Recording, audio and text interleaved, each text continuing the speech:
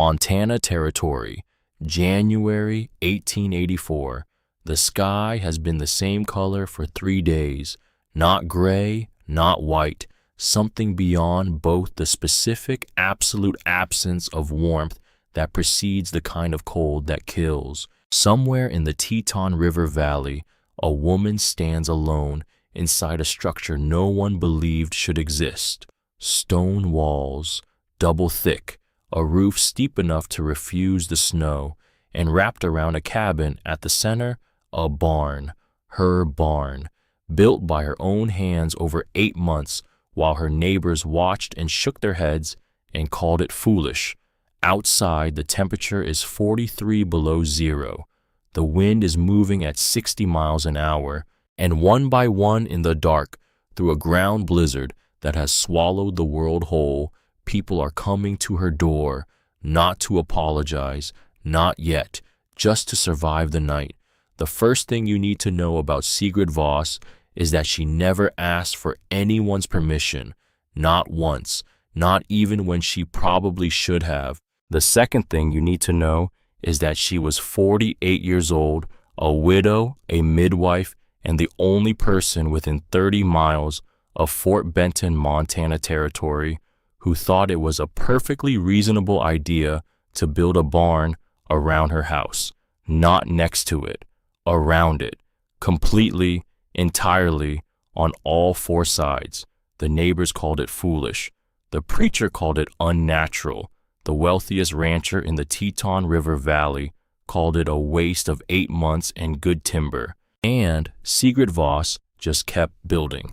But before we get to the barn, before we get to the January night when the temperature dropped to 43 below zero and every single person who had laughed at her came looking for her door, we need to go back to a gray October morning in 1883. The barn is finished. Sigrid is standing outside it looking up.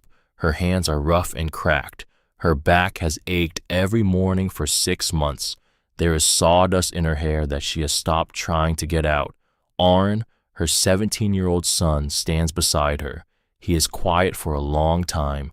Then he says very quietly, as if he is confessing something, "I spent the whole summer working for Mr. Payne, saving money, in case you failed."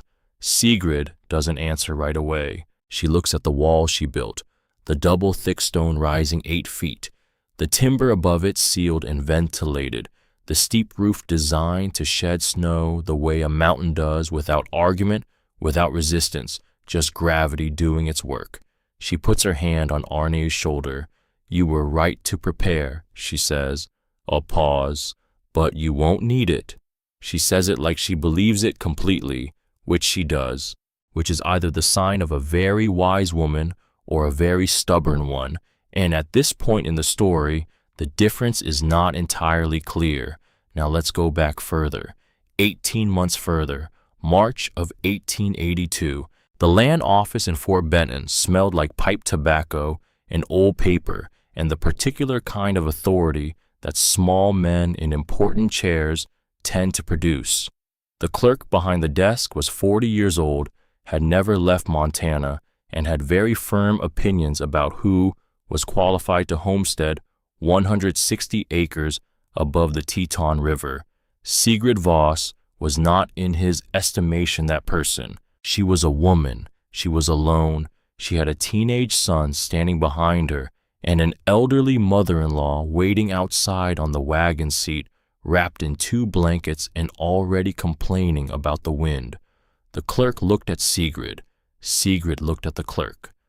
"And your husband," he said, "where is he?" Here's the thing about Sigrid Voss that nobody in Montana Territory knew yet. She was a woman who had spent 20 years as a midwife in a small fishing village on the Norwegian coast. She had delivered babies in snowstorms. She had talked frightened women through the worst moments of their lives.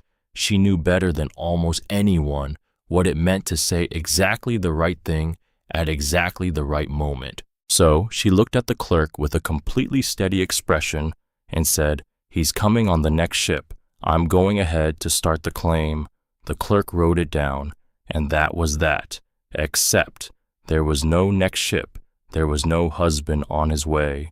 Harold Voss had died in the middle of the Atlantic Ocean 11 weeks earlier from a pneumonia that started as a cough on the third day out of Bergen and became something else entirely by the third week. He had died in the lower berth of a ship called the Nordstjernen, with Sigrid holding one hand and Arne holding the other, while Gunhild sat in the corner and prayed in a voice so quiet it was barely sound at all. They buried him at sea, and then Sigrid went to the upper deck, stood at the railing in the cold Atlantic wind, and made a decision.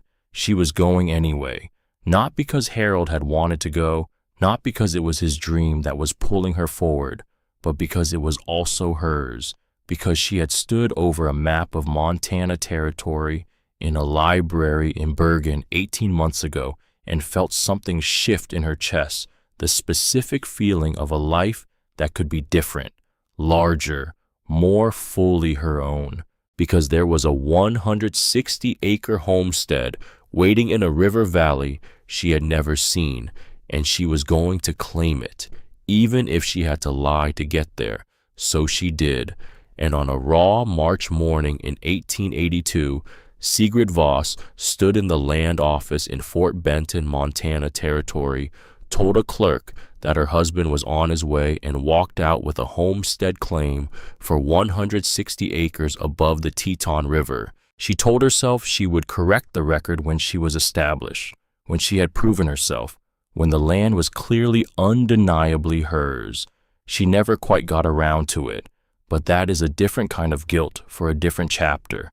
The land was beautiful. That is the first thing, and it matters because Montana in March is not a place that sells itself easily. The sky was the color of old pewter. The ground was still half frozen.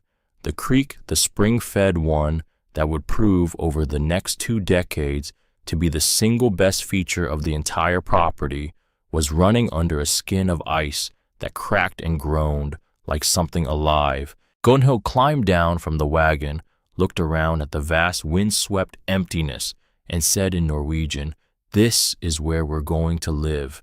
It was not a question. It was not enthusiasm either. Sigrid said, "Yes." Gunhild said, "There's nothing here." Sigrid said, "There's a creek." Gunhild considered this for a long moment. Then she pulled her blanket tighter and said, "In Norway, we had a creek too, and walls." They had walls by August.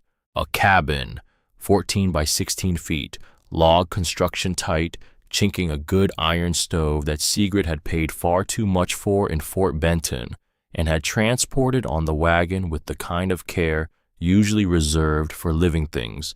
2 windows, a sleeping loft for Arne, a main room where the 3 of them ate and sat, and on the worst nights pressed together for warmth.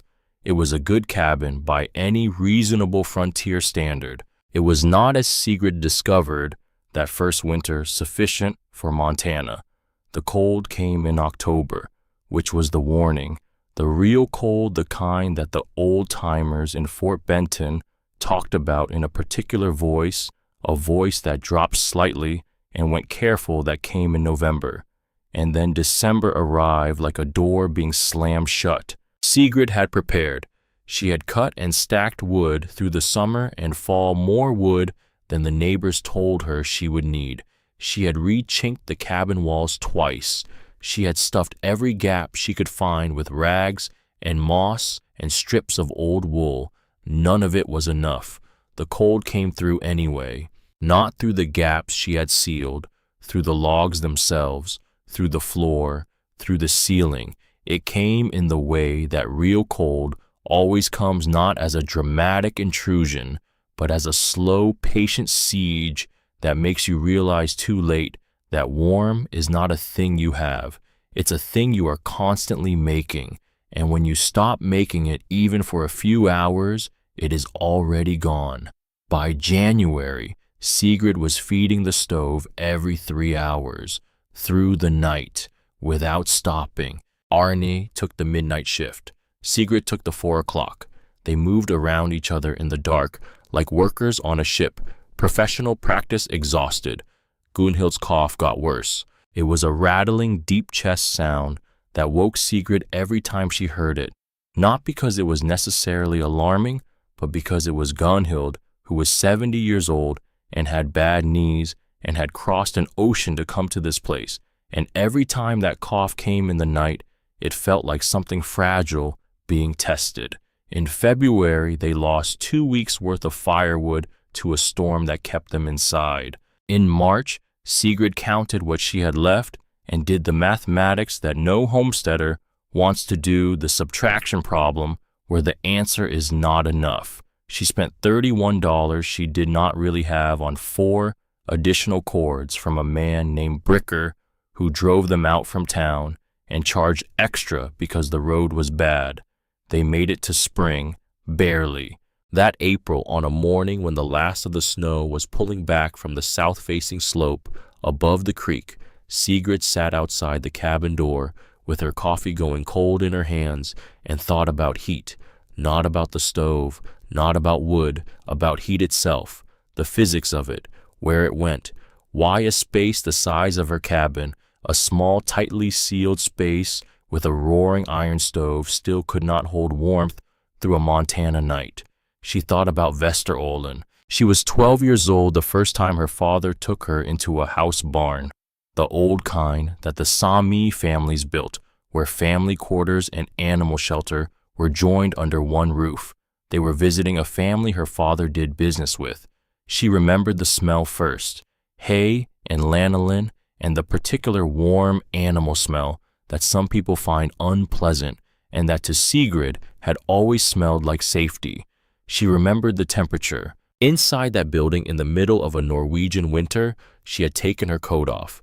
Her father had explained it to her later in the simple way he explained everything, not condescendingly, but with the genuine pleasure of a man who loved to understand how things worked.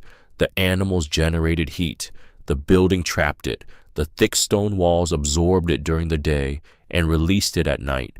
The hay in the loft above insulated the whole structure from the sky. Only rich men can afford to heat 2 separate buildings, her father had said. Poor men stay warm by staying together. She had been 12. She had not thought about it again for 36 years. Now, sitting outside her cabin in Montana territory, with her coffee going cold, she thought about it very hard. She thought a barn, and then not just a barn, and then with the particular clarity that comes when a solution and a problem finally find each other, the barn around the cabin, not beside it, not connected by a covered passage, around it, the cabin inside the barn, the animals on 3 sides, the hay stored above, the barn walls as a windbreak, the animal heat as a baseline, the whole structure working together the way her father's neighbors had understood for generations, not as 2 separate problems requiring 2 separate solutions, but as one problem with one answer. She would burn half the wood. She would keep Gunhild warm. She would not have a February like that again. She set down her coffee. She went to find Arne. "You want to build a barn," Arne said. "Around the cabin," Sigrid said. Arne looked at the cabin. He looked at his mother. "Around it," he said. Not a question, just the word, sitting in the air between them. 44 feet square, Sigrid said. Maybe bigger. The cabin sits in the center. Stone walls to 8 feet. Timber above with an air gap sawdust for insulation. A steep roof. Ventilation at the top. The animals on 3 sides. The hay stored above everything, including above the cabin. 3 feet of dried grass between us and the sky. Arne said nothing for a moment. Then, "The neighbors are going to think you've lost your mind." Sigrid looked at him with an expression that was almost amused. Almost. "The neighbors," she said, "spent last winter the same way we did, feeding a stove at 3 in the morning and hoping." She picked up the sketch she had been working on since sunrise. "I'm done hoping," she said. "I'm going to build." The first person to tell her she was wrong was Ezra Drummond. He came by in the last week of May when Sigrid had begun laying out her foundation measuring and staking the corners of what would become, over the following months, the most talked about structure in the Teton River Valley. Ezra Drummond was 54 years old. He had come west in 1868 from a coal mine in Pennsylvania and spent 14 years learning Montana the hard way. He had survived blizzards that killed cattle. He had watched 3 neighboring homesteads fail and 2 homesteaders freeze. He was not a cruel man. He was not even a dismissive man. He was in his own way trying to be helpful. He stood at the edge of Sigrid's marked foundation and looked at it for a long time. "You're putting it around the cabin," he said. "Yes," Sigrid said. "That's not how you build a barn." "I know. You put the barn downwind. Separate. You don't want to live in the—" He paused, reaching for a polite word, "the smell. I've delivered babies in worse conditions than a well-kept barn," Sigrid said. "The ventilation will handle the smell." Ezra scratched the back of his neck. He was not dismissing her exactly. He was doing something more frustrating than that he was worrying. "It's the fire," he said. "That's the real problem. A lantern tips over in the hay, or the stove throws a spark, and your house is inside the barn." He shook his head. "1 hour, everything's gone. You, Arn, the old woman, everything." Sigrid had thought about this. "Stone walls to 8 feet, she said. Timber above lime-washed, metal roof, every lantern in a fixed bracket, never moved. Clean stalls every single day, no accumulated dry waste. And," she met his eyes, "if the barn burns, the cabin is at risk anyway. It's too close. The only real answer is to build the barn correctly and run it carefully." Ezra looked at her for a long moment. "I've survived 14 Montana winters," he said. "Keep that stove fed and your cabin chinked, you'll be fine." "I burned 11 cords last winter," Sigrid said, "in a cabin 1/3 this size. My mother-in-law's cough kept us up every night from November to March. Fine is not what I'm aiming for." He left without changing his mind, but he also did not forget the conversation. The Reverend Aldous Knapp came next. He was a lean, serious man who had come to Montana Territory from Ohio with a Bible and a genuine conviction that his job was to maintain the moral order of frontier communities before they could establish one for themselves. He was not unkind. He was not stupid. He simply had a framework for how things should be arranged. People here, animals there, the natural hierarchy of creation observed and respected, and Sigrid's plan violated it in a way that made him genuinely uneasy. He arrived on a Thursday afternoon and stood at a respectful distance from the foundation, as if proximity to the idea might be contagious. "Mrs. Voss," he said, "I've been hearing about your building plans." "Seems most people have," Sigrid said without stopping work. "I want to speak with you about the arrangement you're proposing. Living quarters and animal quarters under a single roof." He paused. "Scripture is not ambiguous on the separation of clean and unclean spaces. Leviticus," Reverend Knapp, Sigrid said, still not stopping. "With respect, I am not concerned about Leviticus. I am concerned about January." A long silence. "The judgment of your neighbors matters," he said.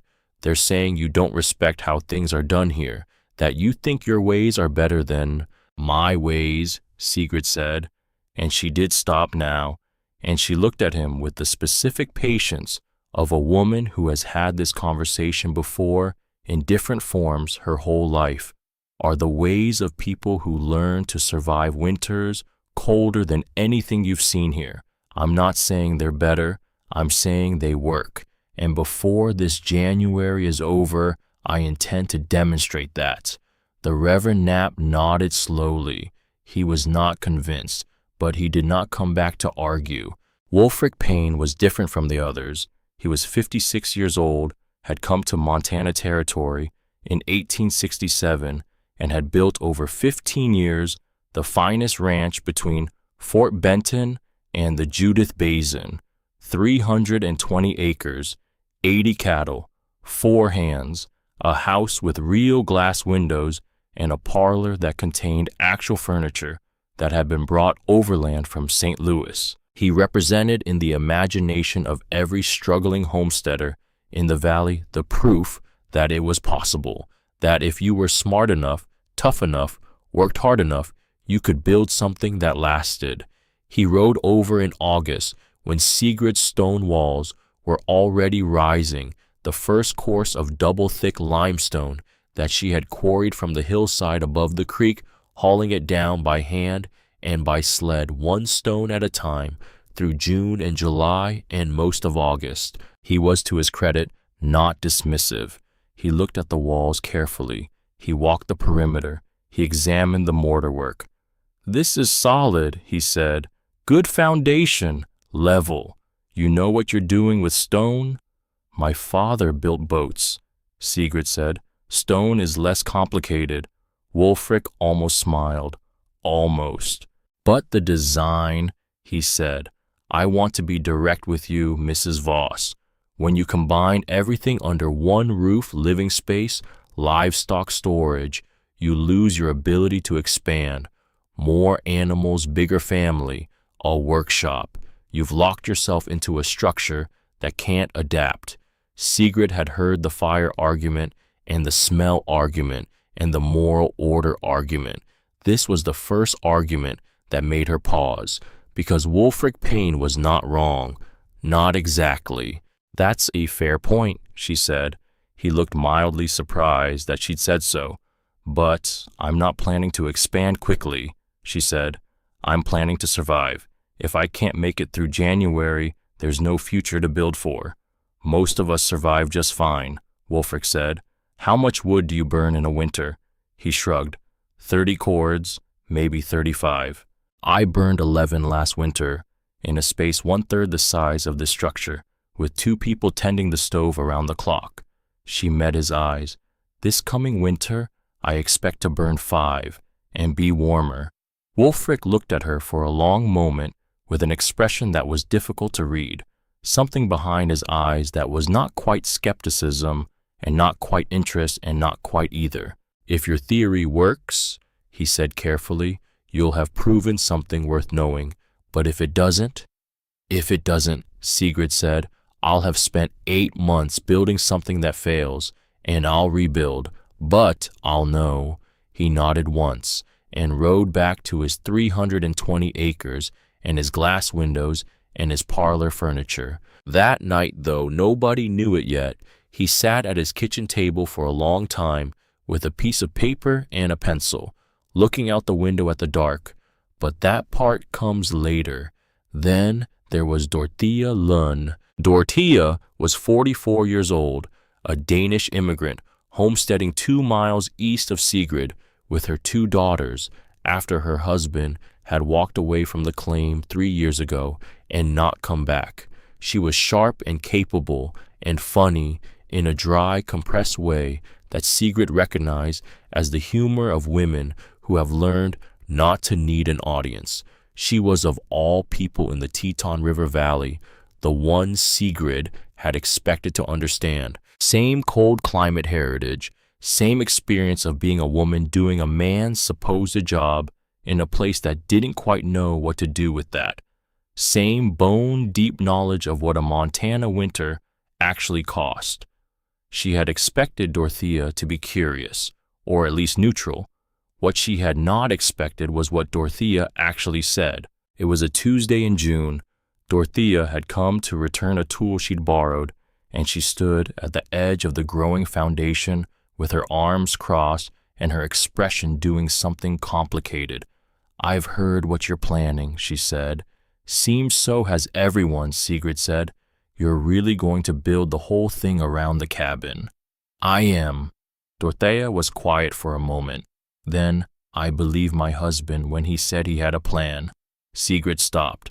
"I followed him here because he said he had worked it all out. He had figures, he had a drawing, he was so certain." A pause. "You know where that got me." Sigrid understood in that moment exactly what was happening. This was not cruelty. This was not dismissal. This was Dorothea Lund looking at a woman who was very certain about her plan and feeling in her chest the specific fear of a person who has been burned by certainty before. "My certainty is different," Sigrid said quietly. "Every certain person thinks that," Dorothea said. They looked at each other. There was no good answer to that. Dorothea left, and Sigrid stood at her foundation for a long time, not working, just thinking, because Dorothea was not wrong either, not entirely. The difference between Sigrid's certainty and the certainty of every person who had ever made a confident mistake was not visible from the outside. It was not something you could see in a drawing or measure in a foundation. It was only visible in January. She built anyway. Through June and July and August and September she built. The quarrying alone was work that no single person should have been doing, stone by stone from the hillside. Her hands, which had been a midwife's hands, careful, precise, steady, became a builder's hands. The softness left them. Calluses built up in the places that gripped a hammer and a chisel. The skin cracked and bled and healed and cracked again. Arne worked beside her every day that he wasn't tending the crops that would feed them through winter. He was 17 and strong and quietly, stubbornly committed to helping his mother even when he privately believed she might be wrong.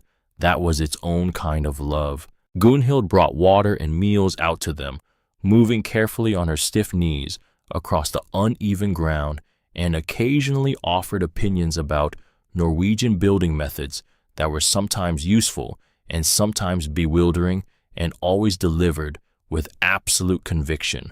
By August, the stone walls were at 8 feet.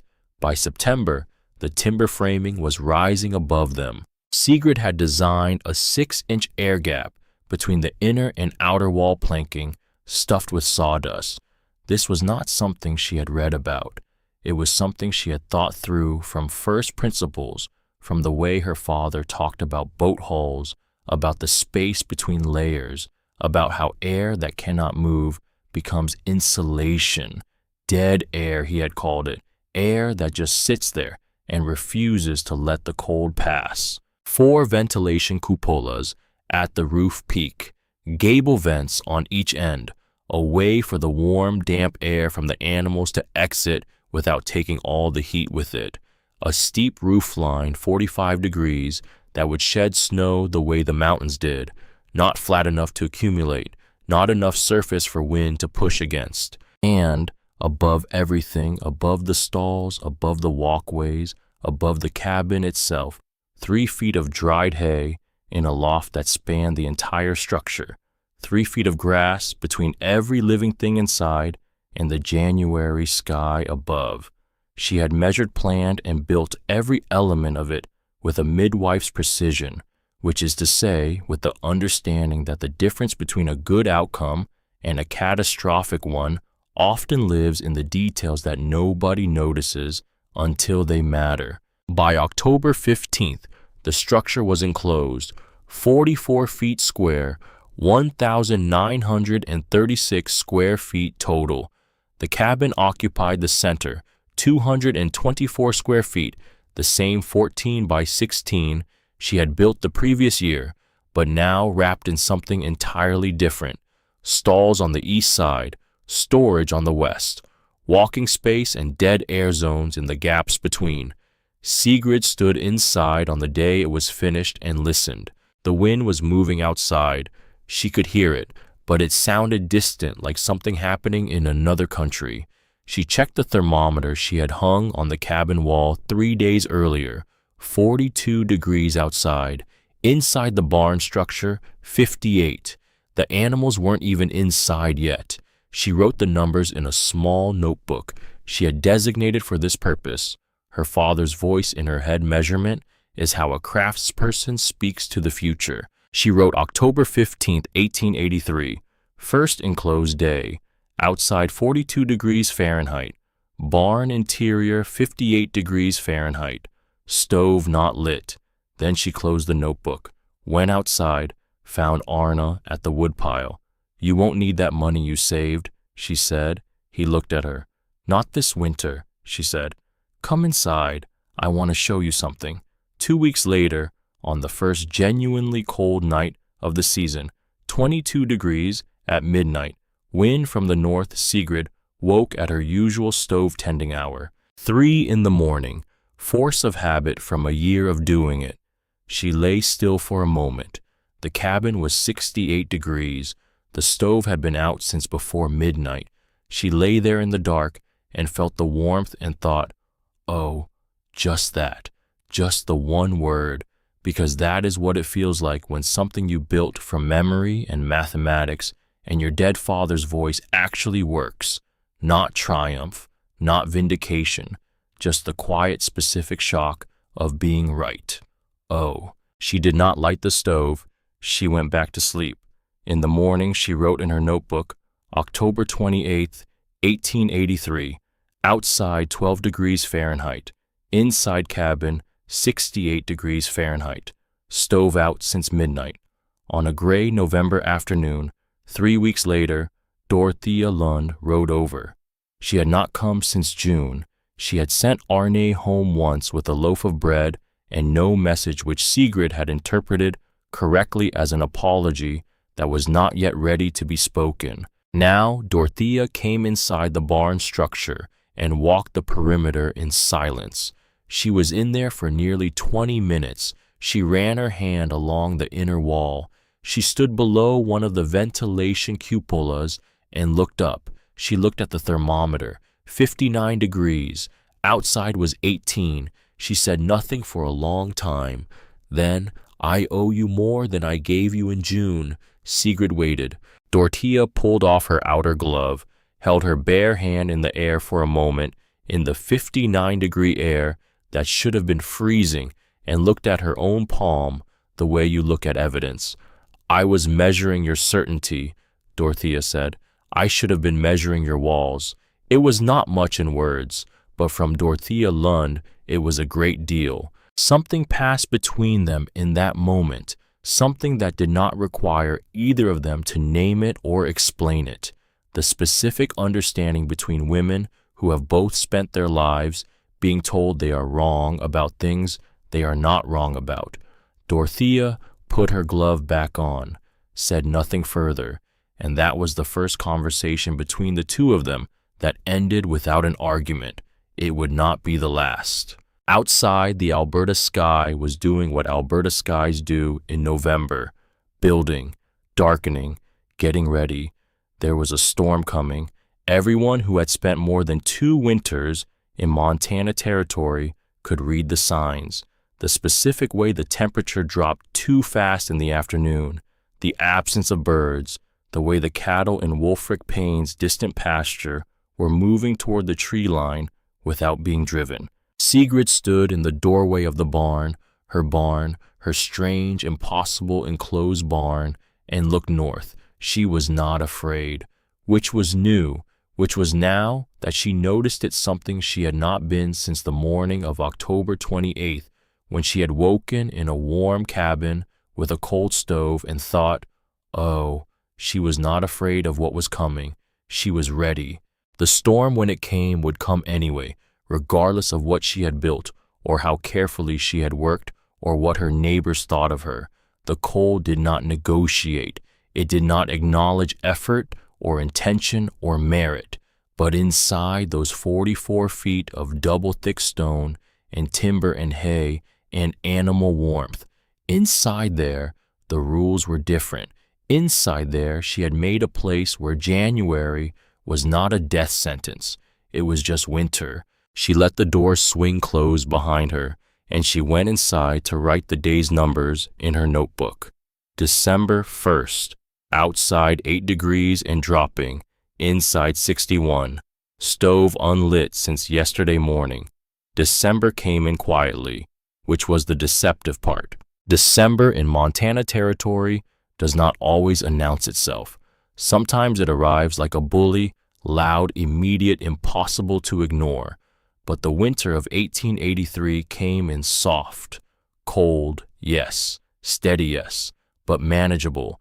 the kind of cold that makes experienced homesteaders nod and say, "Not bad so far." The kind of cold that makes you almost relax. Almost. Sigrid did not relax. She had lived through enough winters in Norway in one Montana season to know that the quiet ones were sometimes just the ones that were saving themselves for later. So she kept the notebook. Every morning, every evening, outside temperature, barn interior temperature, cabin temperature, wood consumed, hours since the stove was last lit.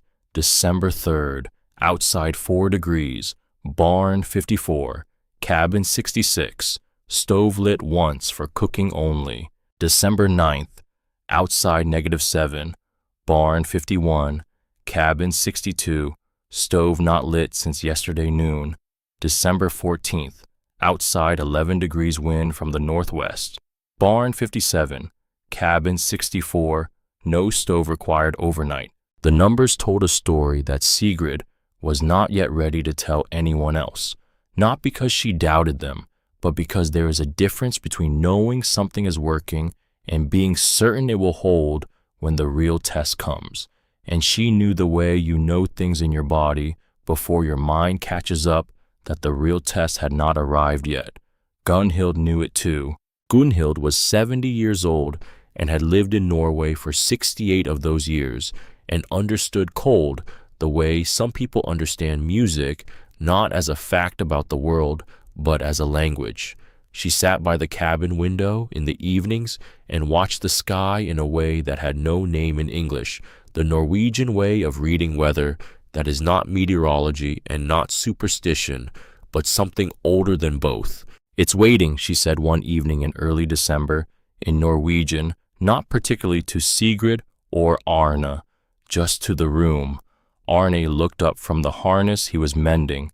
"The cold," Gunhild said. "It hasn't decided yet."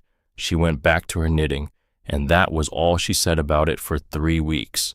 Ferris Odegaard was a German carpenter who had come to the Teton River Valley in 1879, built the sturdiest outbuildings in a 40-mile radius, and had an opinion about every construction project he had ever laid eyes on, solicited or not. He came by on the 20th of December with a bottle of something that smelled like it had been distilled in a hurry from things that were not strictly intended for distillation.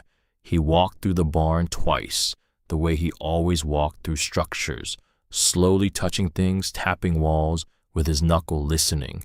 Sigrid led him. She had learned over the past 8 months that men who build things need to touch other people's building things before they can think clearly about them. Ferris stood in the center of the barn and looked up at the loft. 3 feet of hay above the cabin, he said. "Yes, you're using it as insulation." "Yes." He tapped the inner wall of the barn with his knuckle. "Listen to the sound." "The air gap," he said. 6 inches, packed with sawdust. He was quiet for a moment. Then he said something that from Ferris Odegaard was practically a standing ovation. "I built things for 20 years, and I would not have thought of this." "What's your temperature in here?" Sigrid checked. 63. It's been about 18 outside since this morning." He shook his head slowly, not in disbelief, in the particular way people shake their heads when something is working better than their model of the world predicted. "At my place, I'm burning wood constantly to hold 55, what he said. My sons take turns through the night." He looked at her. "Maybe I don't know everything after all." Sigrid handed him the bottle back. "Maybe none of us do," she said. "That's what January is for." He laughed, short, surprised, went home, and Sigrid stood in the barn alone for a moment in the 63-degree December air and let herself feel for just a moment the thing she had been carefully not feeling since October. Something like confidence, not arrogance, not triumph, just the quiet, solid weight of a thing that is working. She did not let herself feel it for long, because the sky to the north was doing something she did not like the look of. Christmas came and went, quietly. The 3 of them, Sigrid, Arne, Gunhild, sat together in the cabin on Christmas Eve and ate a meal that was better than it had any right to be given what they were working with, because Gunhild was a woman who could make something from almost nothing and had been doing so her entire life. Arne had carved a small thing for his grandmother, a bird, not elaborate, but the wings were right. Gunhild held it for a long time without saying anything, which was how she expressed being moved. Sigrid had no gift to give except what she had been giving all year: warmth. The cabin was 67 degrees on Christmas Eve. Outside it was 14. The stove had not been lit for cooking purposes since mid-afternoon. That was her gift. Gunhild understood it. She looked around the cabin at the warm walls, at the absence of the ice crystals that had formed on the nails the previous winter, at her own hands, which were not tucked inside her sleeves for the first time in months, and she said, in the voice she used for things that mattered, "Your father would have understood this." Sigrid looked at her. "What you built," Gunhild said. "He would have understood exactly what you were thinking." It was the best thing anyone said to her that winter, possibly ever. Then January arrived. January 1st was cold but ordinary. January 4th brought a Pacific system that dropped 18 inches of snow in 36 hours and kept everyone inside, but was by Montana standards a manageable event. January 6th cleared, bright and brutal, -12 in the morning, climbing to a relatively merciful 3 degrees by afternoon. Sigrid noted the temperatures, noted the barn's performance, noted that her wood supply at this point in the winter was running at less than half the consumption rate of the previous year. She wrote January 6, 1884, 1 cord consumed since November 1st, primarily for cooking. Barn maintaining 52 to 58 degrees Fahrenheit overnight without supplemental heat. Cabin maintaining 60 to 67 degrees Fahrenheit.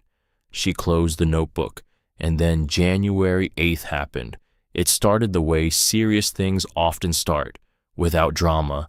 Sigrid woke at 5 in the morning to what she thought for a confused half-second was silence. Then she understood it was not silence. It was the absence of the ordinary sounds she had stopped noticing, the distant movement of wind through the valley, the specific acoustic quality of a clear, cold night. All of it was gone, replaced by something else, a pressure, not sound exactly, more like the air itself had changed its mind about something. She got up, checked the thermometer on the barn wall, -31, at 5 in the morning. She stood very still and looked at that number for a long time, because -31 at 5 in the morning in early January did not stay at -31. It went somewhere, and the question was where. She added wood to the cabin stove, not because the barn needed it. The barn was holding at 54, which was remarkable, which was the whole point, but because she wanted heat in reserve. She wanted the thermal mass of the stone walls and the packed sawdust air gaps to absorb as much warmth as possible before whatever was coming arrived. Gunhild appeared in the doorway of the sleeping area. She looked at Sigrid. "It's decided," Gunhild said. "Not what's the temperature, not how bad is it, just it's decided." "Yes," Sigrid said. "How long?" Sigrid thought about the sky she had seen yesterday afternoon, the specific flat gray of it, the way the Alberta weather systems moved. 3 days, she said. "Maybe 4. Gunhild nodded, went back to bed. Sigrid stood at the barn window and watched the darkness outside and thought, 3 days at this temperature, I have the walls and the insulation and the hayloft and everything I designed for exactly this. We'll be fine. And then because the universe has a sense of timing that is not always convenient, that is when she heard it, the sound, from the far corner of the barn where Gunhild had set up her small sitting area near the feed storage. a crash, then nothing, then Sigrid, just her name, in Gunhild's voice, but wrong.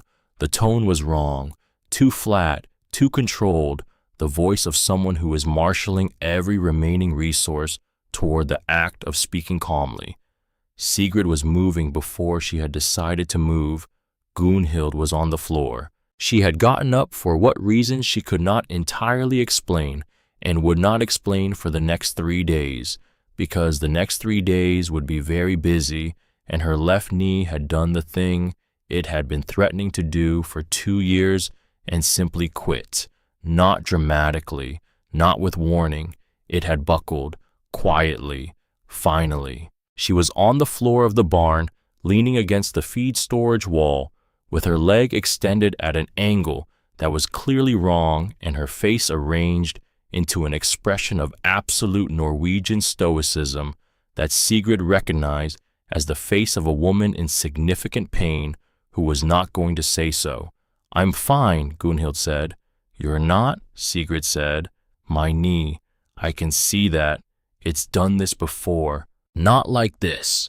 Sigrid was already kneeling beside her hands, moving with the quick, systematic assessment of someone who had spent 2 decades as a midwife and understood that the body told you what it needed if you knew how to listen. The knee was swollen, already, hot to the touch, the kind of injury that happened when a joint that had been wearing out for years finally reached the end of what it could compensate for.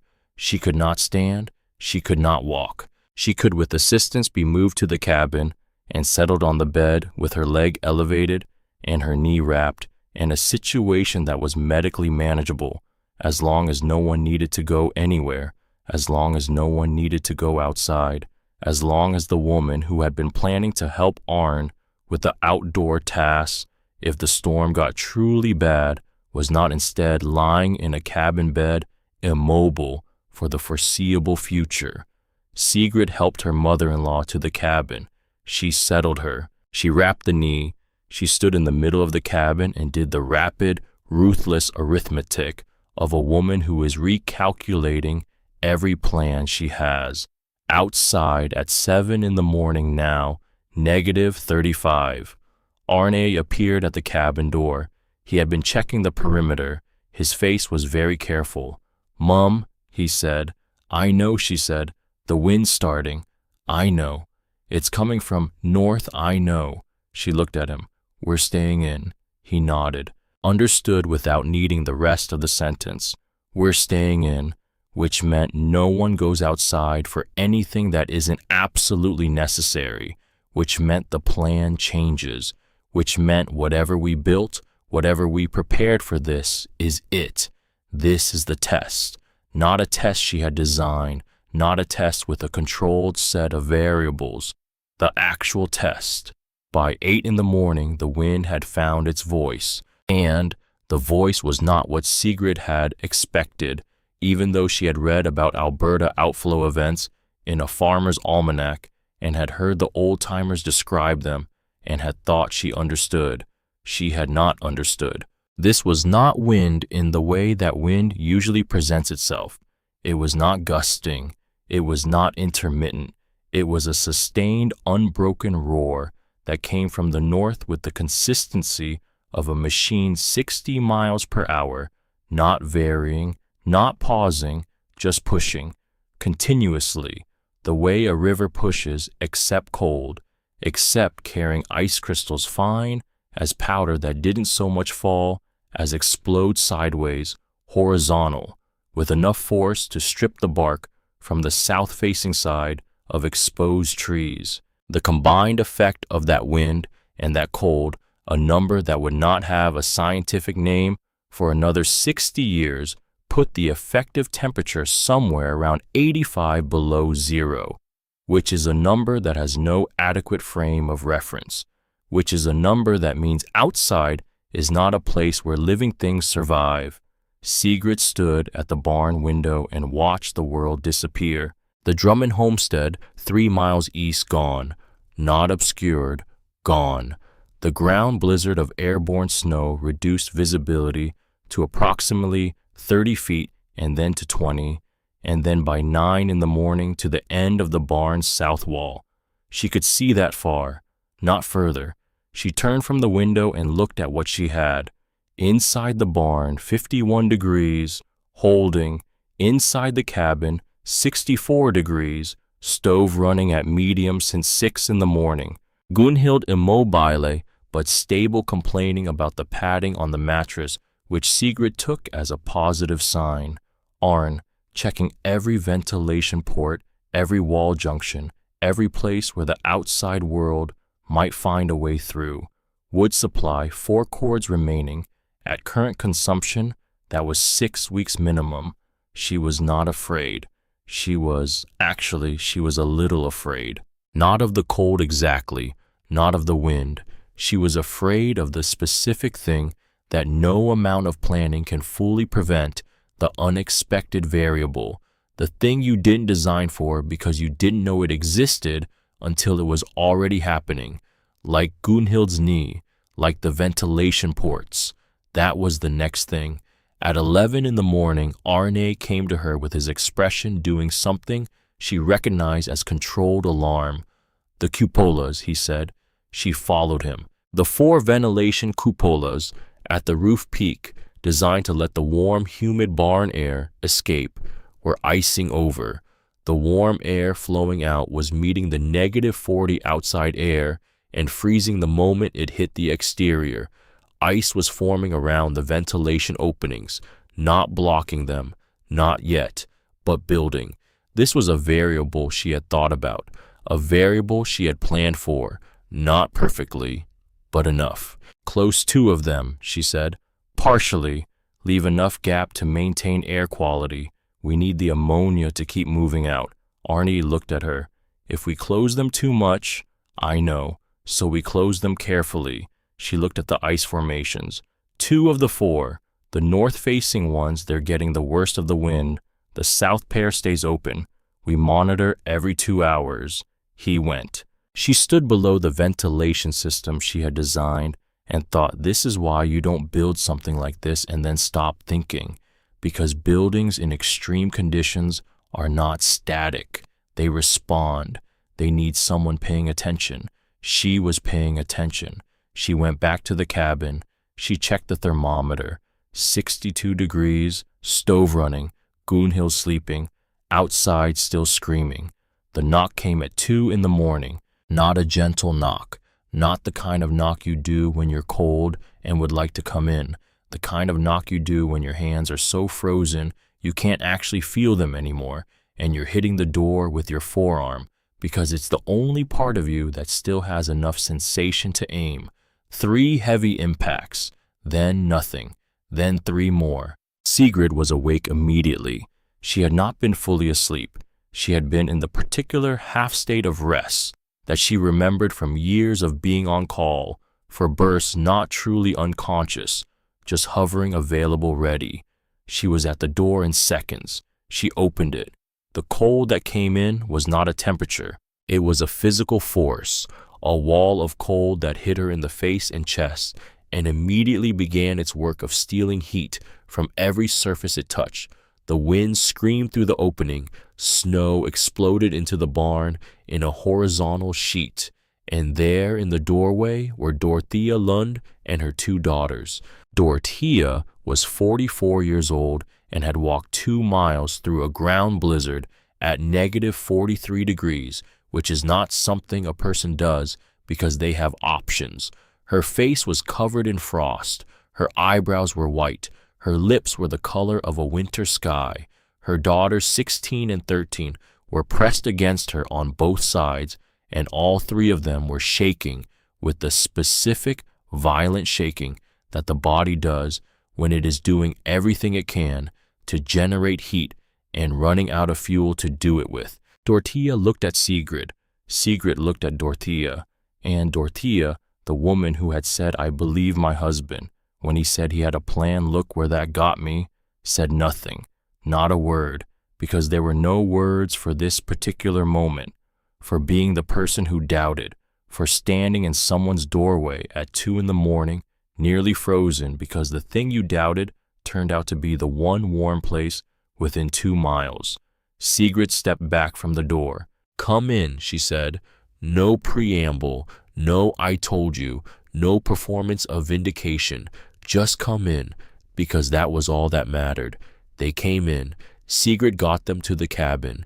She got the girls near the stove. She got blankets around Dorothea's shoulders and hot water not quite boiling.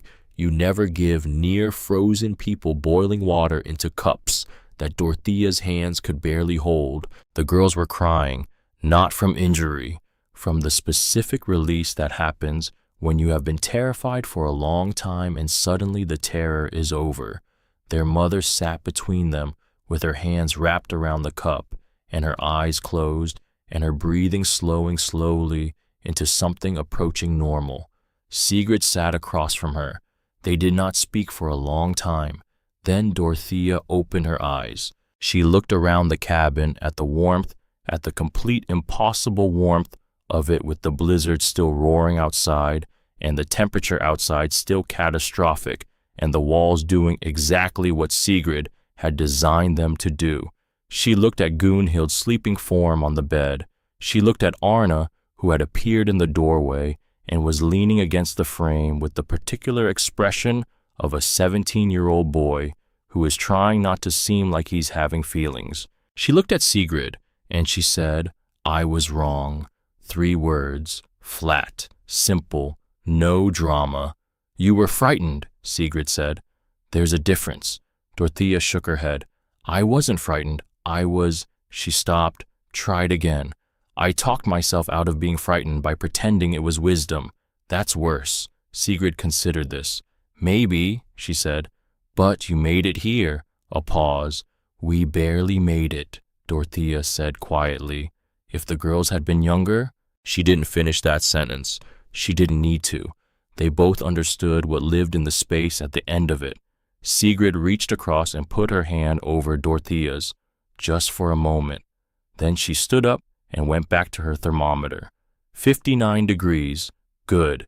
By 6 in the morning on January 9th, there were 9 people in Sigrid's barn house. Dorothea and her daughters, Ferris Odegaard and his wife and son, who had arrived at 4:30, barely able to stand, having made the 3-mile journey in conditions that should have made it impossible. A young couple named Halfstad, who were homesteading their first winter just north of the creek, who had arrived separately from Ferris and nearly missed the barn entirely in the ground. Blizzard found it only because Arna had hung a lantern in the south-facing window at Sigrid's instruction. She had thought of that. At 2 in the morning, after Dorothea arrived, she had thought if Dorothea made it 2 miles, others might try. Others would need a light to aim for, so she had put the lantern in the window, and people had aimed for it. The barn temperature at 6 in the morning, 48 degrees, not ideal, but holding. The cabin, 61 degrees.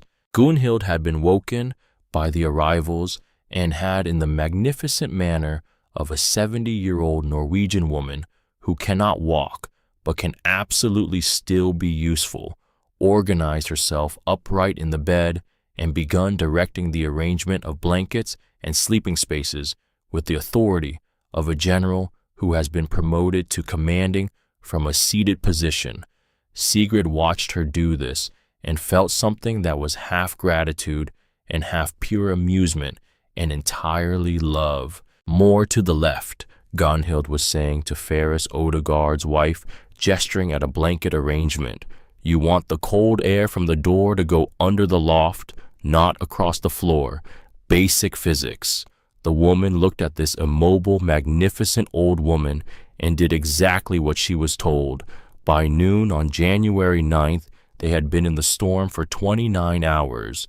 By noon, they knew Wulfric Payne had not come. Hedda Payne arrived at 10 in the morning alone. She had walked the half-mile from the Payne ranch in conditions that left her shaking so hard she couldn't speak for 20 minutes.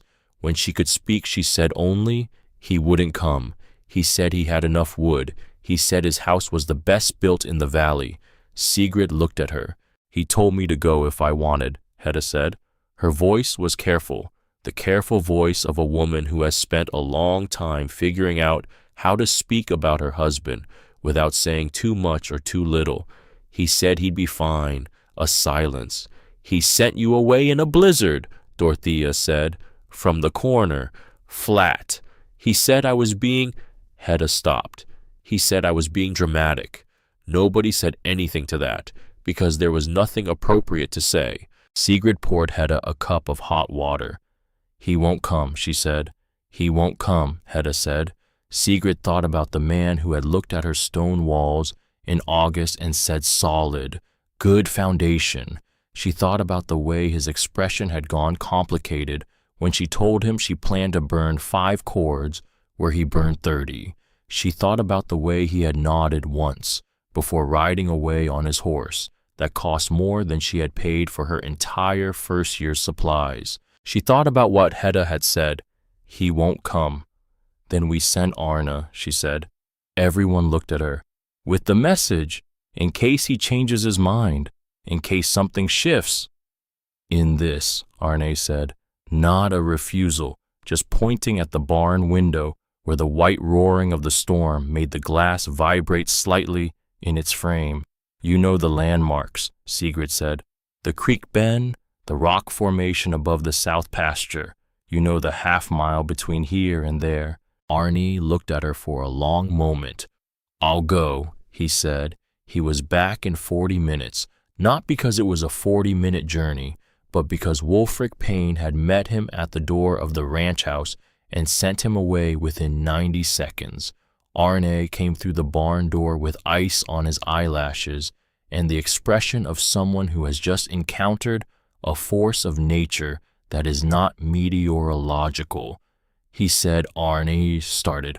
What did he say? Sigrid said. He said he has enough wood. A pause. He said a man who can't manage his own winter doesn't deserve to be called a rancher. Hedda in the corner closed her eyes, didn't open them for a moment. Then she said very quietly, he's burning the furniture. He's been burning it since yesterday afternoon. He ran through the indoor woodpile last night. He's been taking apart the parlor chairs. The room was very quiet. Ferris Odegaard looked at the floor. Dorothea looked at Sigrid. Sigrid looked at nothing in particular for a moment. Then she said, we keep the lantern in the window. That was all, because that was all she could do. The door was there. The light was on. The warmth was waiting. The rest was his choice. That night, the second night of the storm, the temperature outside dropped further. -40, then 41, then 43, which is the number that would be recorded in the Fort Benton weather station logs for January 9th, 1884. -43 degrees Fahrenheit. Wind sustained at 60 miles per hour, a number that has no adequate frame of reference. Inside the barn, 46 degrees at the coldest point, 3 in the morning. Inside the cabin, 58. 14 people because 2 more had arrived through the night. Neighbor Sigrid barely knew who had somehow found the lantern in the window. Through the ground blizzard were distributed across the barn floor and the cabin and the feed storage area with blankets and each other and their own body heat adding to the arithmetic of warmth. Sigrid moved through the space every 2 hours, checking the ventilation ports, checking the thermometer, adding wood to the stove sparingly efficiently, the way her father had taught her to bank a fire, not roaring but persistent, checking on Gunhild. Gunhild was awake. Of course she was. She was sitting up in the bed with a blanket around her shoulders and her bad leg extended and her eyes very alert, watching the room, watching the people in it, watching Sigrid move through the checks with the methodical competence she had built from 8 months of work and 36 years of memory. At 3 in the morning, when the temperature outside hit 43 below and the wind found a new register of sound that Sigrid had not heard before, not howling, not screaming, something beyond both of those, a sustained mechanical roar that was the voice of air moving at 60 miles an hour over frozen ground. Gunhild reached out and caught Sigrid's wrist as she passed. Sigrid stopped, looked at her. Gunhild said, "Your father knew." Sigrid said, "I know. He would have been standing right here," Gunhild said, "looking at these walls, looking at these numbers." She looked around the room, at the sleeping Halfstad couple, at Dorothea's girls tangled together under two blankets, at Ferris Odegaard's son, who was 11 years old and had his mouth open and was genuinely, peacefully asleep in the middle of the worst storm in 20 years. He would have been so pleased. Sigrid looked at all of it too, the 46 degrees, the living bodies, the lantern still burning in the south window. She sat down on the edge of the bed, just for a minute. Outside, the storm kept screaming its 43 below roar. Inside, someone shifted in their blankets. Someone coughed once and went back to sleep. Gunhild's hand was still on her wrist, warm. On the morning of January 10th, at 8:13 by Sigrid's pocket watch, the wind stopped. Not gradually, not slowly, it stopped, like a door closing. One moment, 60 miles per hour roaring, obliterating. The next silence, real silence this time, not the pressured absence of the eighth, true silence, the silence of a world that has exhausted itself. Sigrid was at the barn window when it happened. She stood very still. Then she went and woke Arna. And then one by one, slowly, carefully, the 14 people who had spent 36 hours inside Sigrid Voss's impossible barn house began to stir and stretch and look at each other with the particular expression that is shared among people who have been frightened together and are no longer frightened. Relief, the specific complicated relief of we are still here. Arne opened the barn door. The cold outside was still severe, -23. The snow was 4 feet deep in places where it had drifted. The ground blizzard was gone, and in its absence the landscape had the sharp crystal clarity of a world that has been scoured absolutely clean. 14 people stood in the doorway and looked out at it. Then Dorothea Lund, who was standing next to Sigrid, turned and looked back into the barn, at the 50-degree air inside, at the stove visible through the cabin door burning quietly, at the thermometer on the wall. She looked at Sigrid, and she smiled, not a big smile, not a celebratory one. The smile of a woman who has been wrong about something important and knows it, and is now that the survival part is handled beginning to find the specific freedom that lives on the other side of being wrong. The lightness of it, the door it opens. "All right," Dorothea said, quietly, just to Sigrid. Sigrid looked at her. "All right," Sigrid said back.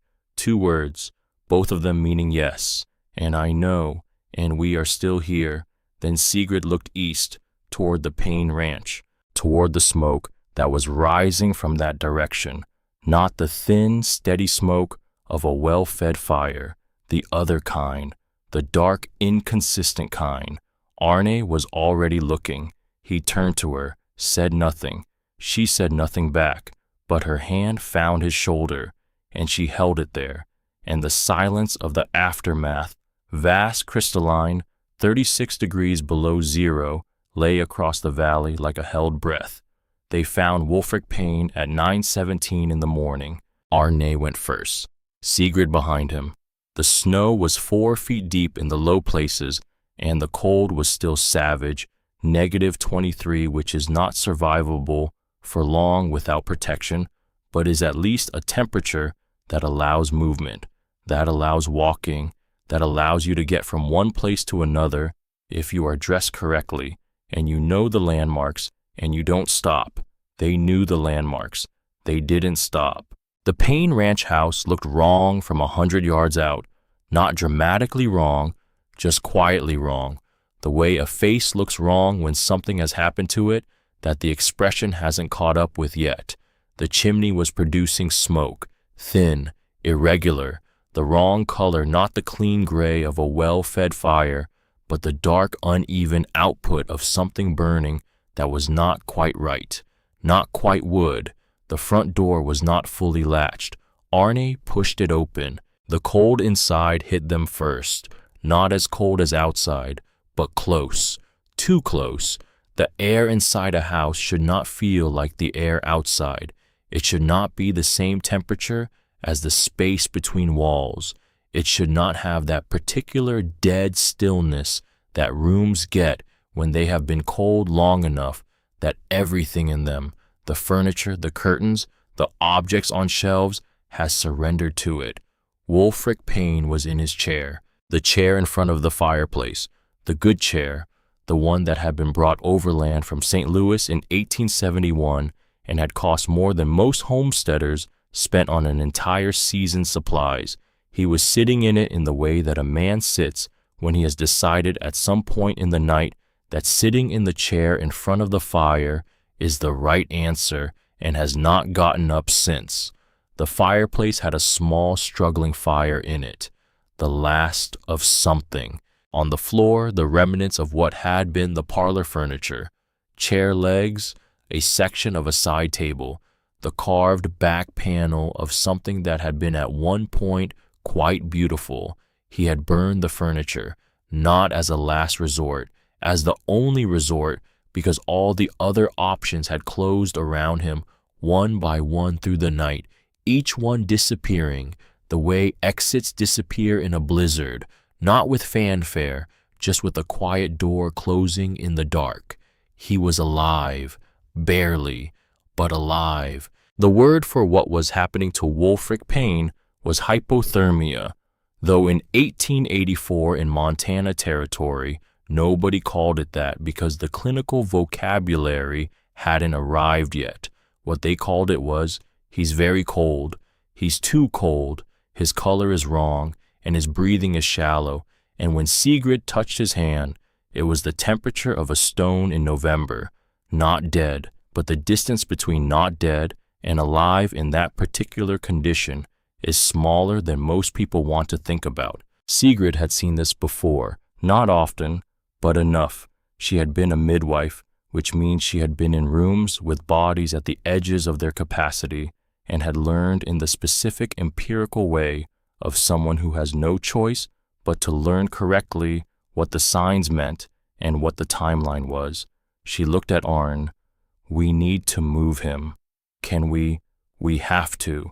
Moving a severely hypothermic person is not straightforward. You don't rub their limbs. You don't put them in front of a roaring fire. You warm them slowly, from the core outward. You wrap them. You stay with them.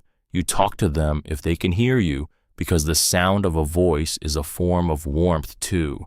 She talked to him the whole way back, not to get answers, just to give his body a sound to orient toward, a human sound, a warm sound, the specific voice of someone who is not going to leave.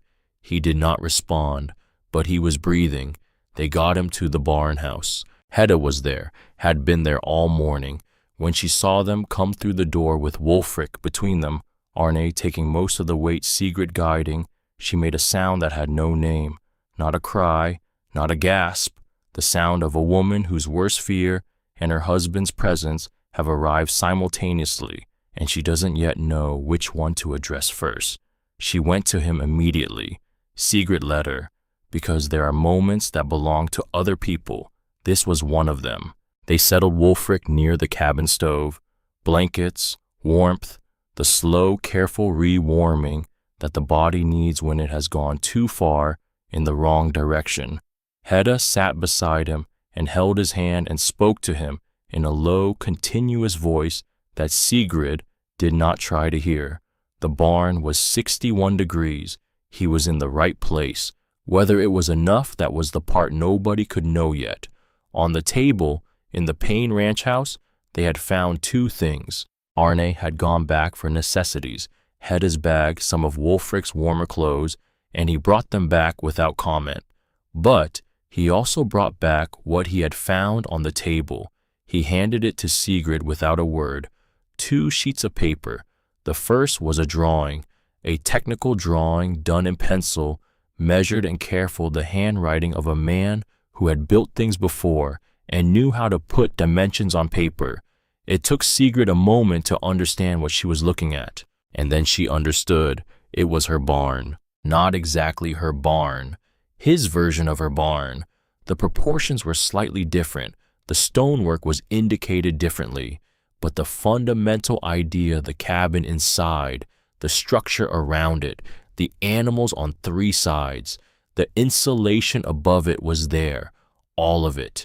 Drawn in September 1883, based on the date in the corner in handwriting she recognized as Wulfric Payne's, because she had seen it on the letter he had sent her in August with his assessment of her construction timeline. He had drawn it, and then she could see it clearly, the pressure of the pencil changing. He had crossed it out, one diagonal line, heavy, definitive, through the whole drawing. Below the crossed-out diagram, in smaller writing, too close to what she's doing. Can't, not won't, not it won't work, not bad idea, can't. Sigrid stood in the middle of her barn with the drawing in her hands and looked at that word for a long time.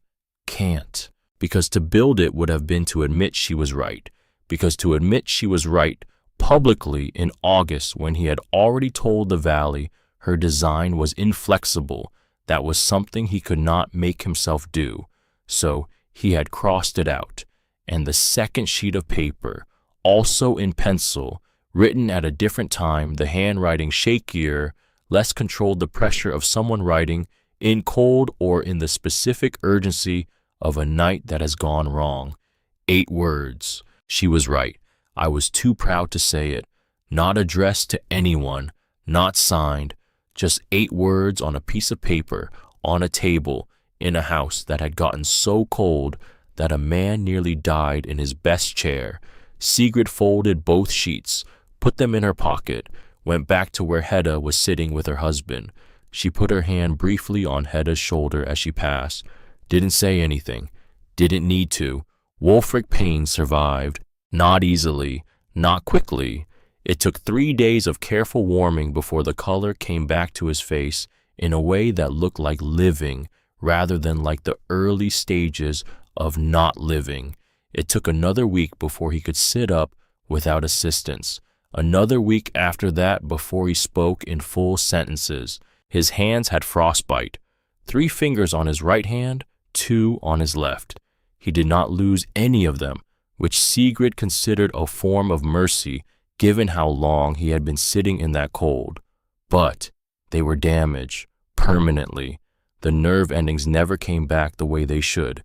He never regained the full grip in his right hand, which mattered for a man who ran a ranch, which changed things. He knew it changed things. He lay in the warmth of Sigrid's barn house for 3 days, and he knew it, and she could see him knowing it in the way he looked at his hands when he thought no one was watching. She did not look away when she caught him doing this. She let him know she had seen it, because pretending not to see things has a cost. She had spent enough of her life pretending not to see things, the dismissal of her ideas, the assumption of her incompetence, the casual certainty of men who had never built anything half as carefully as she had, and she was no longer interested in the cost.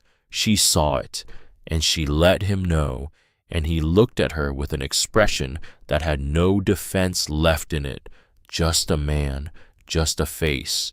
He did not say anything to her for 2 weeks, not during the days he was recovering in her barn house, not at the small gathering they held in Fort Benton at the end of January to account for who had survived and how, not in the days that followed when people began the slow, cold work of assessing what the storm had cost. They had lost one neighbor, a bachelor named Erling who homesteaded alone, found in the snow 200 yards from his cabin door when the ground blizzard finally cleared.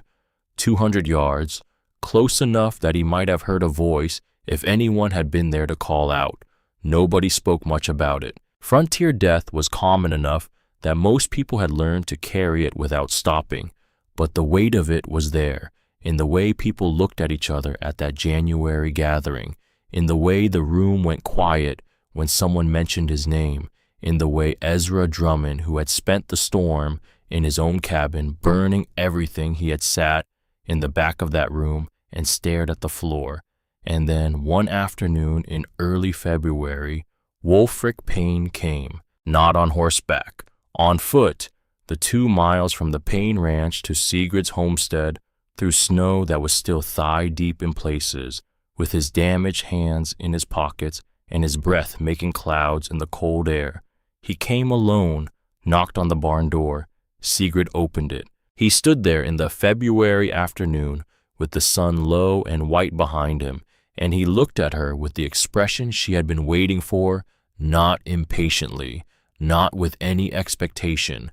She had stopped expecting things from Wulfric Payne, but she had been watching for it the way you watch for a particular kind of weather, not certain it will come, just attentive. He said, "I was wrong." She said, "Come in." He came in. He looked at the barn, really looked at it with different eyes than the last time he had been here.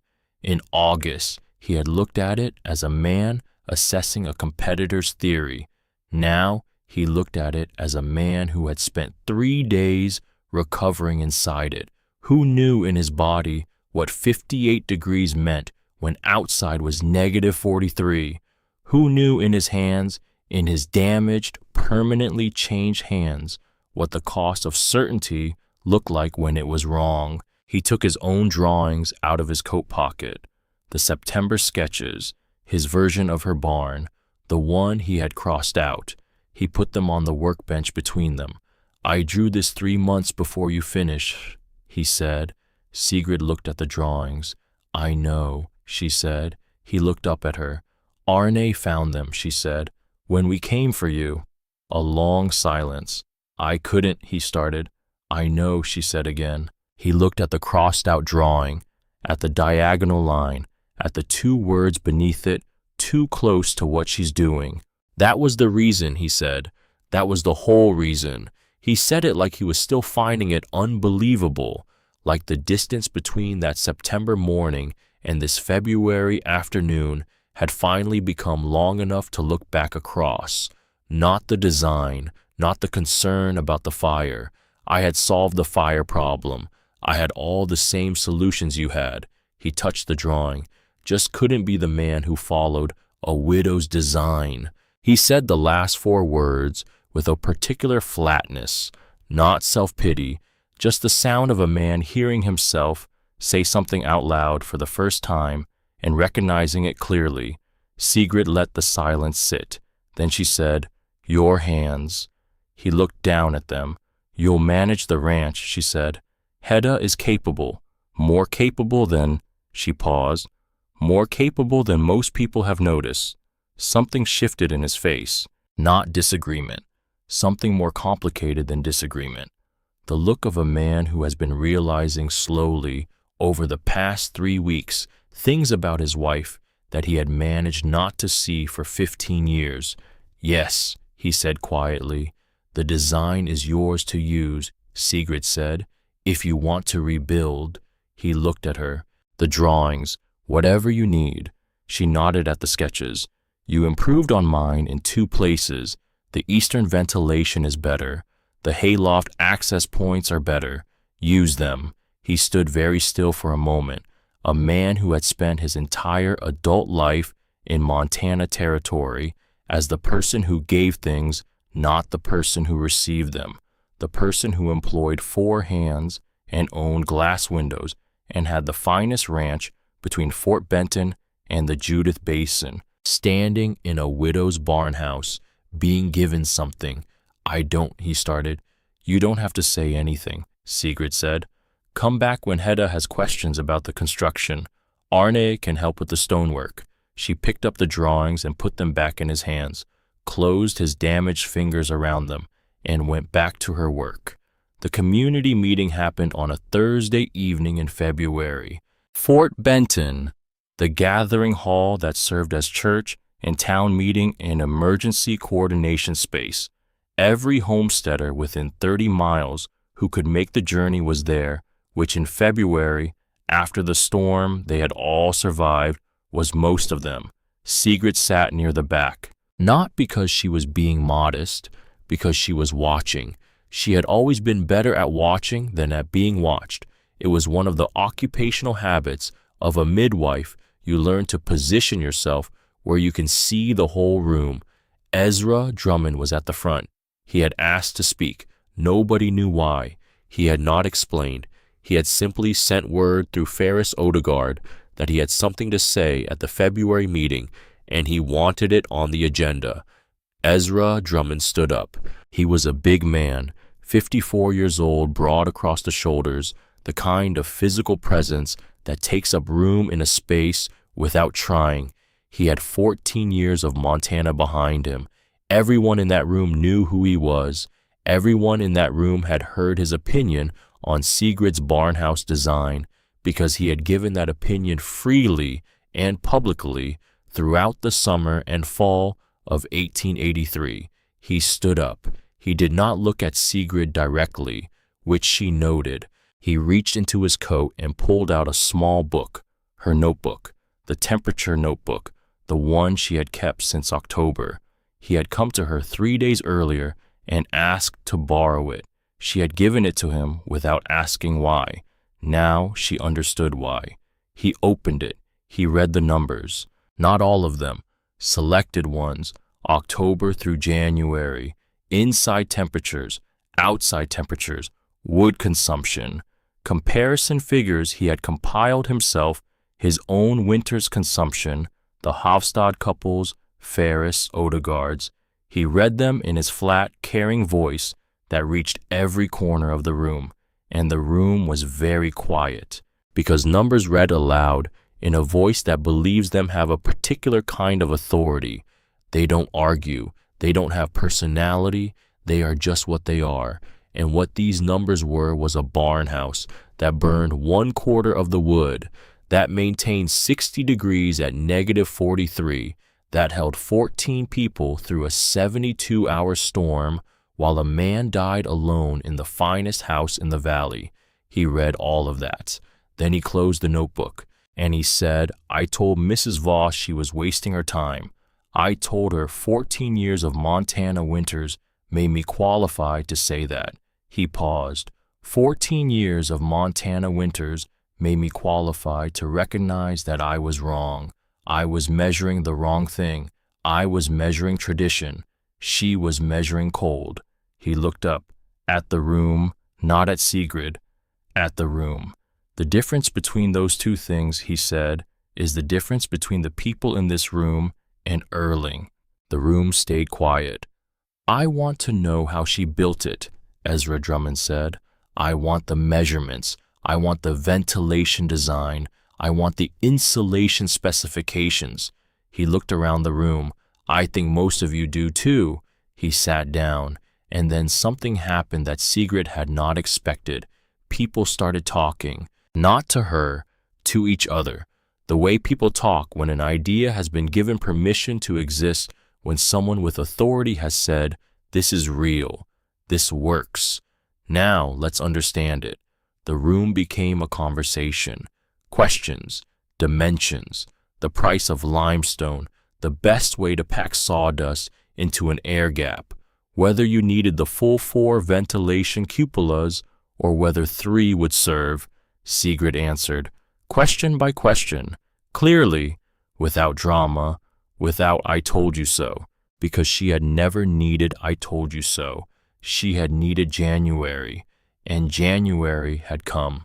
Dorothea was beside her afterward, outside in the cold February evening, while people filed out of the gathering hall and headed for their horses and their wagons and their various distances home.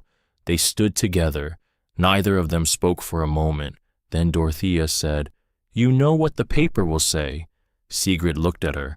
"When the Helena Independent writes about it, which they will, because Ferris Odegaard has already told half of Fort Benton, and the other half will know by Tuesday." Dorothea's voice was dry, not angry, just precise. "They won't say a widow built it. They'll say a Norwegian homesteader had an interesting design." Sigrid was quiet for a moment. Then she said, "Probably. It doesn't bother you." "It bothers me," Sigrid said. Simply, but not more than the cold bothered me, and I solved the cold. Dorothea looked at her. The stone walls are still mine, Sigrid said. The numbers are still in my notebook. The 14 people who slept in my barn on January 9th know whose barn it was. A pause. The blizzard knows who built it. Dorothea was quiet for a moment. Then she made a sound that was unmistakably a laugh. Short, real. The blizzard knows, she said, and something in Sigrid's chest loosened, just slightly. The specific release of a woman who has been carrying the weight of being right for a very long time and has finally, in the company of another woman who understands exactly what that weight is, been allowed to put it down for just a moment, not forever, because the world would pick it back up. The world always did. But for right now, on this February evening in Fort Benton, with the cold, clean, and honest around them and the gathering hall behind them full of people learning how to build what she had already built, for right now, she put it down. Spring came late that year. The snow didn't fully release its grip until mid-April. The creek ran high and fast. When it did, fed by everything the winter had stored, and the south-facing slope above the homestead turned green in patches that spread slowly, the way good things often spread, not all at once, not dramatically, just a little more every morning. Sigrid stood in the doorway of the barn on a morning in early May and looked at her fields. Gunhild's knee had healed. Imperfectly, she would never walk without a slight hitch again, and the cold bothered the joint in ways it hadn't before. But she was walking. She was complaining about the quality of American flour, which Sigrid took as an excellent sign. Arne was 18 now. He had the hands of someone who had been doing real work, and he had the eyes of someone who had decided somewhere between October and February that this place was his, not his mother's place that he was helping with. His, the continuation of something, the proof that it was possible to build a thing that lasted longer than one winter, longer than one person. By that summer, 4 homesteads in the Teton River Valley had broken ground on their own versions of what Sigrid had built. None of them were identical, because they weren't supposed to be. The point was never the specific dimensions or the exact placement of the ventilation cupolas. The point was the principle. Heat is heat. Shared is more efficient than separate. What keeps you warm through the night is not the size of your fire, but the intelligence of your structure. Hedda Payne was among them. She broke ground in June. Not Wulfric's design exactly, her own built from his September sketches and Sigrid's measurements, and 3 conversations she and Sigrid had at the kitchen table with the notebook open between them. Hedda turned out to be, as Sigrid had suspected, extraordinarily precise. She had been running the financial accounts of the Payne Ranch for 12 years, from behind a ledger that nobody except Wulfric knew she kept. She understood numbers. She understood materials. She understood with a sharpness that Sigrid recognized immediately the difference between the design you show people and the design that actually works. Her barn house was finished by October, 42 feet square, better ventilation than Sigrid's, a smarter arrangement of the hayloft access. She had made 3 improvements that Sigrid noted in her own notebook. "You could have been an engineer," Sigrid told her. Hedda considered this. "Probably," she said, "but I was a rancher's wife in Montana Territory in 1884. She paused. "I worked with what I had." And there it was, the whole sentence, the whole of it. I worked with what I had, which is, when you remove everything else, what all of it had been. Sigrid's father working with the knowledge of Arctic families and the physics of boat building, those families working with centuries of experience. Sigrid working with her father's voice and her midwife's precision and the specific unglamorous stubbornness of a woman who had decided that January will not win, working with what she had and finding that what she had was enough. The valley's total wood consumption that winter was measurably lower, not dramatically, not the kind of number that makes headlines, but the kind of number that shows up in the arithmetic of families who are still here in spring rather than families who didn't make it. Ezra Drummond built a lean-to livestock connection to the north wall of his cabin and asked Sigrid specific questions about the air gap insulation in August of 1884. He did not say thank you in words. He said it by asking the right questions and then building it correctly, which was the only thank you she had ever wanted from him. The Reverend Knapp did not build anything new, but he stopped talking about Leviticus in the context of barn design, which was in its way its own form of acknowledgement. Sigrid Voss lived in her barn house for the rest of her active life. When Arne married in 1891, she helped him build a second structure connected to the original, the principal, expanding the design, evolving the stone walls, growing with the family they enclose. When her granddaughter was born in 1893, Sigrid sat in the cabin that was still at the center of everything and held the baby in the specific warmth of a space that had survived a dozen winters by now and would survive a dozen more. In 1907, Arne built her a proper house, larger, more rooms, the kind of house that said, "We have been here long enough to think about comfort, not just survival." She moved her things over. She stood in the new house and looked at it. Then she went back to the barn house and sat in the old cabin for a while, not because she was sentimental, because she wanted to remember what it had felt like, to be the person who built this, to be 48 years old and alone and right about something important in a place where being right was not enough, where you had to build the proof stone by stone and then wait for January. On the coldest nights for the rest of her life, she slept in the barn house, not because the new house was cold, because she wanted to remember, because forgetting she had found was its own kind of freeze. She died in 1921 at the age of 87. The barn house stood for 24 years after it was built. The stone walls stood longer. They are still there today on what is now the Voss homestead, still in the family, still worked, still bearing the name of the woman who filed the claim in 1882 with a story about a husband who was coming on the next ship. The foundation stones and the lower courses of that double-thick limestone, quarried from the hillside above the spring creek, one stone at a time, are visible if you know where to look. They have been there for over 140 years, through every winter since, through every blizzard, through every January that the Alberta air decided to come south. They stood through all of it, because Sigrid Voss laid them correctly, because she measured twice and cut once and never stopped paying attention, because she remembered something her father told her when she was 12 years old and carried that memory across an ocean and onto 160 acres of frozen Montana prairie and built it into something that has now outlasted her by more than a century.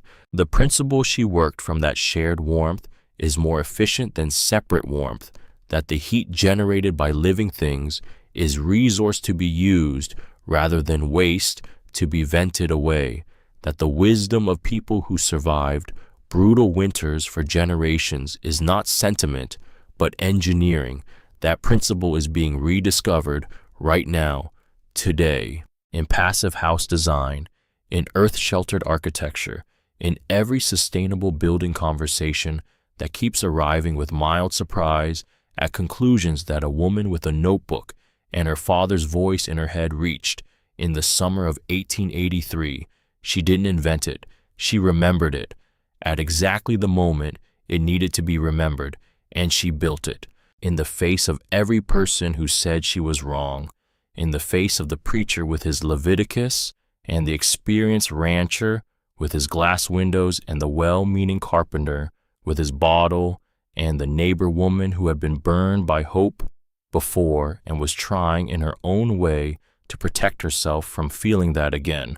She built it anyway, because the cold did not care about anyone's opinion, because January was coming regardless, because 14 people slept warm on the night the temperature hit -43 and one man nearly did not, and the difference between those two outcomes was not luck or resources or the favor of any particular god.